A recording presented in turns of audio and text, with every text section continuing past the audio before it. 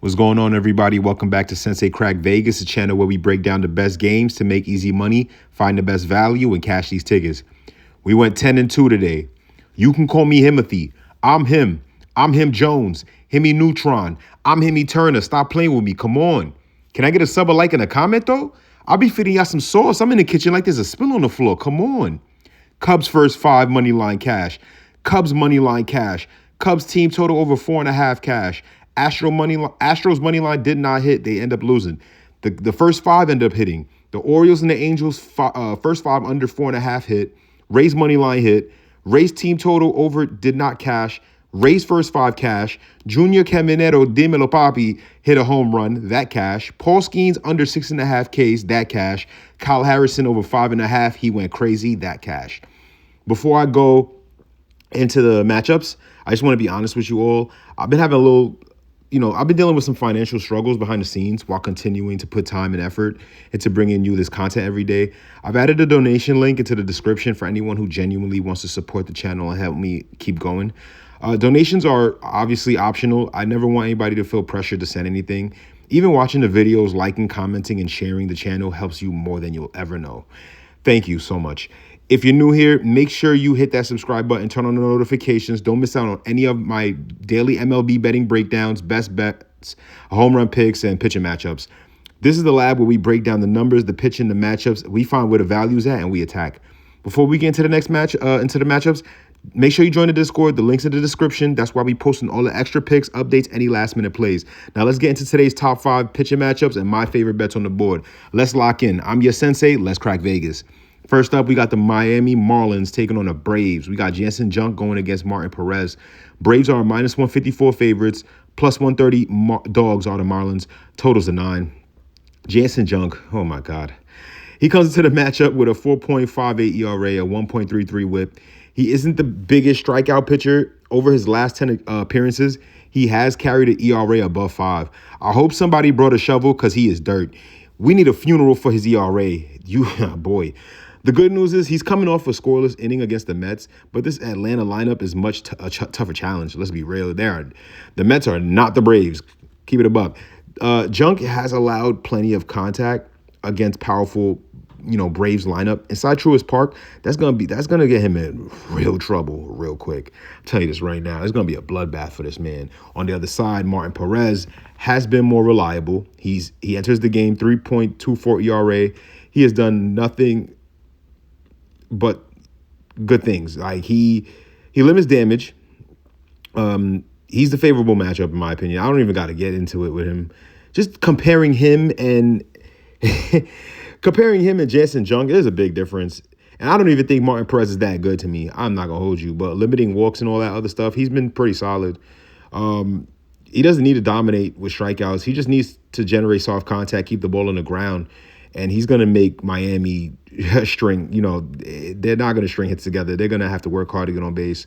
That's it. I'm leaning towards the Braves money line, and I like the Braves run line. I'm not going to hold you. I think it's going to be a bloodbath. They should win comfortably. Martin Perez gives the Atlanta the better start. Braves lineup much more better than the Marlins. Like, that's obvious. I don't really got to get into it. Next up, we got the Nats versus the Phillies. We got Miles Mikolas versus Cristopher Sánchez. We got the Phillies at a minus 335 favorites. That's crazy work. The Nats are a plus 270, totals of 9. Miles Mikolas has struggled badly this season. He enters with a 5.67 ERA. He is traga, basura, garbage, Oscar the Grouch garbage. He doesn't generate many strikeouts. He allows way too much contact. In his last start against Atlanta, he gave up 4 runs on 9 hits over 6 innings. Come on, son. What are we doing? Including 3 home runs. Oh, my God. They left the park. Adios. That's a major concern, especially in Citizens Bank Park against a dangerous Phillies lineup. Yeah, he's going to have some problems. On the other side, Cristopher Sánchez, one of the best pitchers in baseball. He comes into the match with a 2.61 ERA, 168 strikeouts, and he is 14-4. He's lights out. Who's touching this man? He's a demon. Go to church. Sanchez coming off 6 shutout innings against Baltimore, where he allowed only 2 hits and struck out 11 batters. Wow. Get this man a manual. If you know, you know. This is a massive pitching mismatch, obviously. Sanchez is like a bottle of Don Julio. Miles is more like a bottle of E&J. Watching Miles Mikolas is like watching your neighbor's kid. You know how bad he is and you know you want to crash out, but you can't because you need that money. Mikolas allows a lot of hard contact, home runs. Sanchez has a strikeout ability and the consistency to completely control the Nationals lineup. This is easy. This is obvious.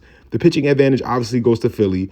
My favorite look is the run line. I think this is going to be another bloodbath. I'm not going to lie. I don't see the Nats doing anything.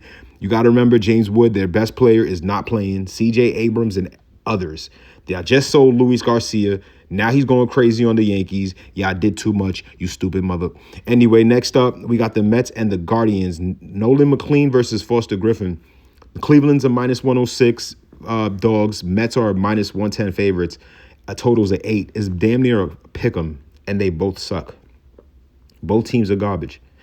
Nolan McLean has been solid for the Mets. He has a 3.29 ERA, 148 strikeouts. He has legitimate swing and miss stuff. And he can completely pile up strikeouts when he's controlling his pitches. Cleveland usually puts the ball in play. They're not really striking out like that. You know, they don't have an extreme high rate when it comes to striking out. So McLean will need to stay ahead and count and avoid giving free base runners. That's it. On the other side, Foster Griffin, demon, go to church, has been one of the more reliable pitchers in baseball. Yeah, man, he's lights out. I like Foster. I back him almost every time. He is a demon. He sold his soul. Illuminati knocked on his door, said, we got some talent for you. Hold that. You know what I'm saying? He enters 12-3 with a 3.06 ERA. He has consistently kept his team in games. Griffin doesn't need to overpower every hitter. He limits damage. He mixes his pitches well. He forces opposing lineups to earn their runs. Like, he got them working. I like him. I ain't gonna front. I'm gonna back him. I hate the Guardians. I ain't gonna lie to you. I hate the Guardians. And the Mets kind of got a little warm today, but I got to see it 2 days in a row. Yeah, my early lean is the first 5 under. I think Nolan McLean and Foster Griffin could hold down the fort on each side. I think they could help out their camps just keep a steady balance in the game. I don't think it's going to be lopsided. I don't think anyone's really scoring anything like that. I really do like the first 5 under. Both starters have been dependable. I mean, come on. This should be a low-scoring game. Until the bullpens take over. That's why I'm trying to go with the first 5. I want nothing to do with the Nats bullpen. They are the worst in the league. Both of them are lights out. What are you doing? Nothing. Nada. Que tu haces? Where you going? Sit down. Siéntate. Coño. Anyway, next up, we got the Angels and the Baltimore Orioles. Ryan Johnson going against Brandon Young. Orioles minus 164 favorites. Angels are plus 138 dogs. 10 total. That's high. It makes sense, though. Ryan Johnson has been brutal this season for the Angels. He enters the matchup with a 7.63 ERA. Didn't even make a difference. Damn, that's garbage. Only 37 strikeouts, and he's 2-6. He is real. He's real trash. I'm not gonna lie. He's Traga, Oscar the Grouch garbage. This man is the real Dirty Dan. That's his name now. He's the real Dirty Dan. Yo, this man is so dirt. You got to go dig them holes, dig it on, boom, boom. If you know, you know. He hasn't showed much swing and miss stuff at all. He has no ability to help strike people out. When a pitcher is allowing that much damage without producing many strikeouts, it becomes, extremely difficult to trust him. I definitely don't. On the other side, Brandon Young, he's been the man. Way more dependable. He comes into the game 8-2, 3.31 ERA, 85 strikeouts. Young has done much more better controlling damage and giving Baltimore a chance to win every time he takes the mound. That's fire. I'm backing him. That's what you need in a pitcher. This is one of the clearest pitching matchups on the board. I love today's slate. I ain't gonna hold you. I could be either really, really right or really, really wrong. And I think I'm about to be on the good side of that. Johnson has struggled to keep runs off the scoreboard. They're gonna run it up. They're going to run it up on him. It's going to be bad. They're going to run it up like they scam him with credit cards. Yo, Young has been consistent throughout the season, and this man has not been. He's going to struggle. The pitching matchup, advantage obviously goes to Baltimore. They're much hotter. They're the better team. I'm going with the money line. I'm going to go with the full game money line. I'm going to go with the first 5 also. I trust Brandon Young significantly more than Ryan Johnson by far. Ryan Johnson is dirt. Next up, we got the Toronto Blue Jays and Chicago Cubs. Dylan Cease going against David Peterson. This is another easy matchup in my opinion. Minus 126 Blue Jays favorites, plus 108 Cub Dogs, 7.5 total. Dylan Cease gets the ball for Toronto. This man is lights out. He has a strong 2.41 ERA. He is their messiah, like Luis Reyes is for the Phillies. He's the only answer they got. Cease brings elite swing and miss ability and can completely take over a game when he's locating his fastball and breaking pitches. His biggest concern has always been his command, but he'll still need to limit the walks against a patient and dangerous Cubs lineup. The little things might hurt him. The main things will help him. On the other side, David Peterson takes the mound for Chicago. Peterson enters with a 5.52 ERA. He has been much harder to trust. He's Traga. He's basura, garbage, Oscar the Grouch garbage. He's dirt. He is a left-hand pitcher who tries to generate ground balls and weak contact, but his command isn't sharp. Opposing lineups, they have been able to put together big innings against him, left and right.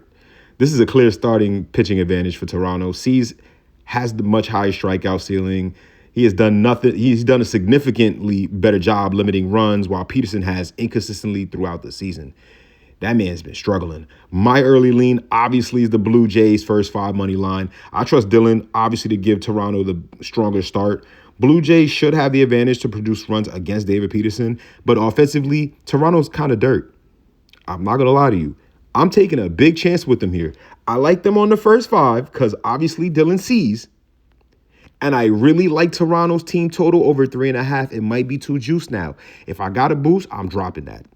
There's no reason why they can't. There is no reason why they cannot score 4 on a garbage pitcher like David Peterson. And if the wind's blowing out, come on, son. Vlad's getting a home run. Whoever's healthy still on that team is getting a home run. They're relevant to me. I don't even know who's active on the roster. That's it, guys. Thank you so much for watching. Thank you so much for listening. It's the same shit. I want to thank everybody that has donated so far for me. It touched my heart. I have a lot going on in my life. I have a newborn. Well, not a newborn. She's 1 now. But I got this little baby girl, and I just want to do everything for her. And I just thank you guys. I appreciate everything you guys have done for me, help me. You know who you are. You a real one. Gang in them. Bada bing, bada boom. Thank God for you guys. I'm out. Later.